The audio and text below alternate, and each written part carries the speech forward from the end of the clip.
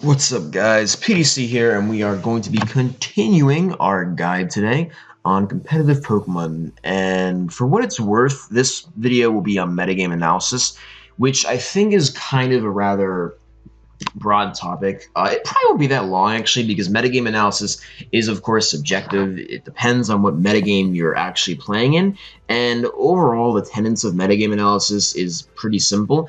This more or less goes in hand with team building than it goes with, if anything else, because metagame analysis, of course, metagame is different every single time. Every single time it's a metagame shift, every new generation.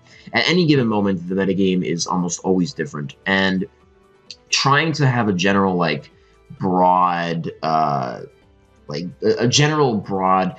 direction and way to deal with metagame analysis is a little hard, but it's also something that isn't that complex, because to even define what metagame analysis is, it's kind of odd, because what does it mean to analyze a metagame?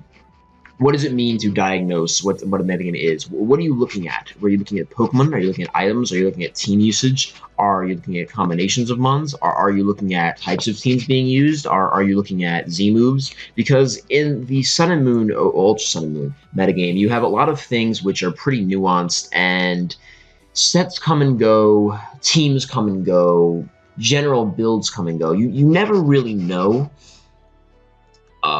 There's never really a concrete thing. A metagame is fluid, and I think that's the idea that pretty much everyone should try and get down. Metagames don't stay the same. That is the first big point of this video. Metagames don't stay the same. If they did, teams that worked 4 months ago would work now. But even with no bans and no major alterations, metagames shift. And the first thing we're going to be talking about is how metagames shift in the first place.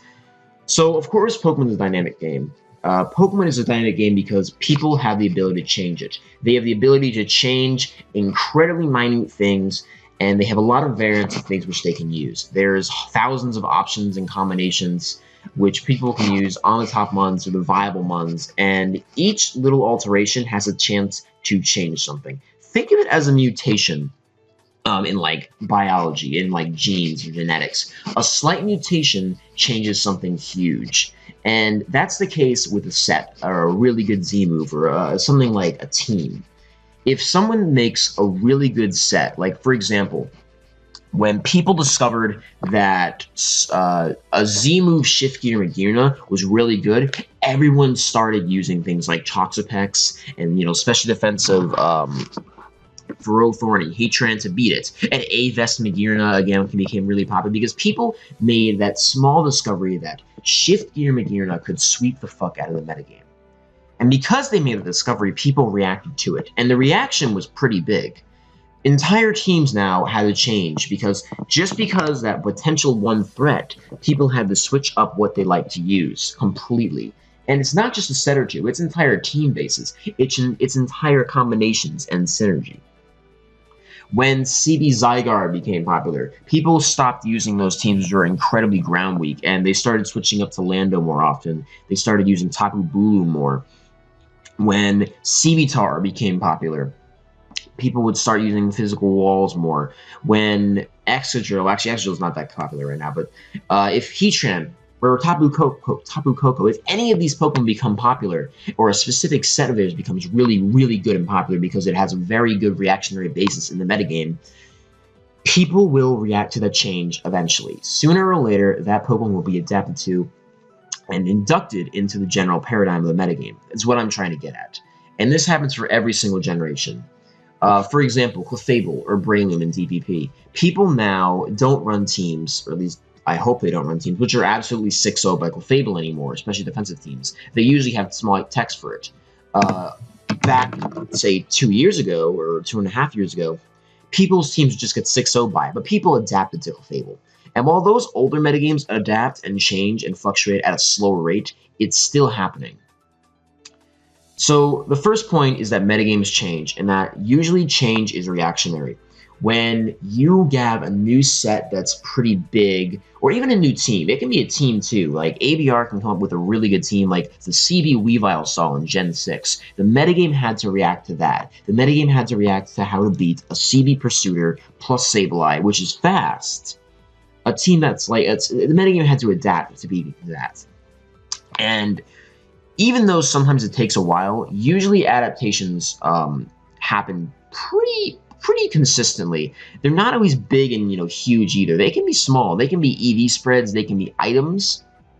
Or they can be as big as entire team style choices. People may stop using offense because offense is being pretty bad in the metagame.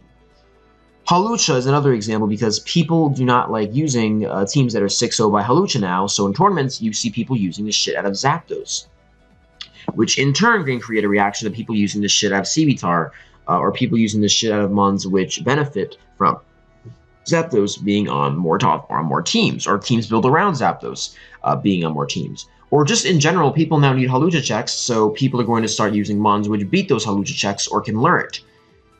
Metagame changes are reactionary after the first couple weeks.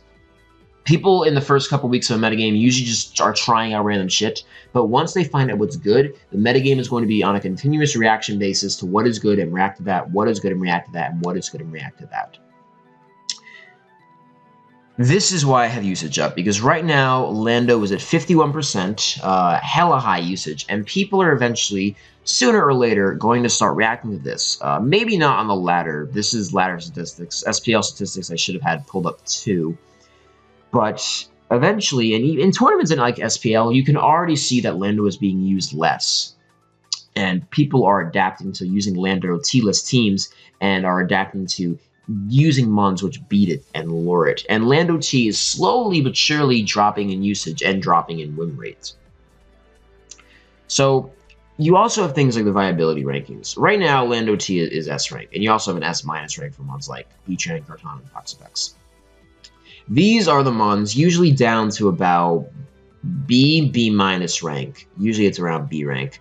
These are the Mons that you'll see pretty often in the OU metagame. These are the players, the big guys, which are usually going to be subject to most changes. Viability rankings is very important because without having, well, actually it's not really important, but it's really important for people who are getting into the metagame because these establish a basis to what is good and what isn't good. And looking at the Mons that are really popular right here, people can try and make an adaptation and use something like, I don't know, Mamoswine or a grounds ice type Pokemon or something that beats all these Pokemon, or at least a few of these Pokemon consistently, and put that Pokemon and start using it on teams and into the metagame. And that causes team building alterations, because if you want to decide to go after and beat a certain top tier Pokemon or top tier Pokemon, then you are going to eventually create a reactionary change within the lower ranks. These types of Pokemon probably will not change their ranking just because of reaction, because they are truthfully just that good. But it would not be hard to imagine Pokemon in these ranks switching up, especially A rank and below, switching up their prevalence in the metagame just because of how a slight change was made, which beats out those Pokemon, or why a certain set is being used more often. So in metagame analysis, when we're really talking about it, we're talking about reactions. The second, or actually this would be a third thing I want to talk about, is how do you take these metagame reactions to heart? And this is once again a pretty unanimous concept, something that goes across all generations and something which you have to learn if you want to be a good team builder, especially just a general good team builder, because in tournaments, maybe sometimes you build for specific counter styles, but you're still going to have to build for the current metagame. You can't just, unless you're really going full counter team, you're still going to have to build for the current metagame. So the question is, how do you recognize a metagame shift, and when do you know when that, I guess I want to say era of a metagame is over? When do you recognize that it's over and done? Well, that in its own part is kind of intuition. Usage statistics are not going to be available for things like OST, and typically if you are outside the tournament culture, you will miss people saying X is really good, Y is really good, Z is really good, this set is really good. And the more the distance you are from the main tournament culture and the big tournament players, the worse off you'll typically be, and that's just a fact. So for one, I'd have to say play tournaments and pay attention to what the top tier players are using. If you are outside the paradigm, well, just try desperately to get in, and sooner or later, you probably will be able to be in with the crowd. People who, you don't even have to necessarily be a top-tier tour player. You just have to be a tour player who plays the metagame, and sooner or later, you'll catch on to what is good, and who is using what, and why they're using that. That's just a natural course of things. Second of all, you want to be paying attention to specifically the games and the replays of the real top builders who are pushing the metagame forward. People will use standard stuff, and that's fine. If you can separate the standard teams that you'll typically see in high-level tour games from the nuanced, the creative, the ABR and the TDK teams, stuff like that from on the high-level tour games, then you're, again, going to be a step ahead. Because even if you're not making those teams, you're recognizing them, and you're recognizing that this is what's good right now, and that can help your own building. Metagame analysis is all about team building, because if you do not know the metagame, you're not going to be able to make teams that are good for the metagame. They're going to be outdated. And this, once again, to repeat myself, is the same reason why you can't just be using teams from 4 months ago or from Snake Draft, even though nothing has been banned since then. That's a major factor. And while the metagame occasionally will stagnate for long periods of time, usually, at the end of the day, it will change, even if no alterations are made, because people will find the next best thing. They will find the next reactionary Pokemon which just does slightly better, and the paradigm will shift. You can see this in a lot of old metagames like ADV. There's really been no... Actually, the rest talk mechanics are a pretty big change, but since the rest talk mechanics, ADV has still consistently been changing, and people have been coming up with new creative sets. GSC has fluctuated a bit too, while not as much. There have been changes in styles of GSC teams, and you can't just be sticking a team from 2007 or 2008 or 2010 or SPL 1 or whatever in your team builder and saying, well, this team was good back then, and this is the same basic generation, so it's going to function now. You need to keep track of changes, and if you are unable to do that, then you're not going to be having a very good time. So when you're building a team, pay attention to all the options. Some Pokemon may stay OU forever, but they may stop being major threats. Some Pokemon may be BL or UU, but they may be rising threats, and people may be using them for creative reasons. You have to get a holistic picture when you're talking about a metagame. Unless, of course, you're talking about a specific counter style or a specific person or a specific tournament metagame you're being asked to create in.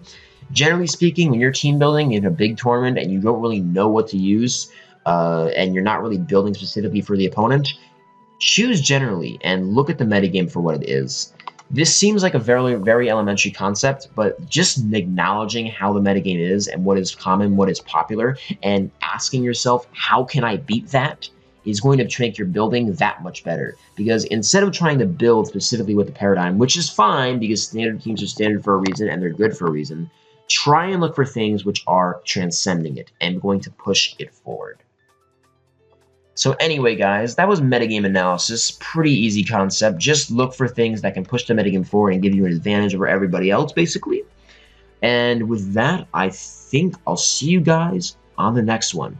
Peace out, guys. And up next, I think we might start with prediction.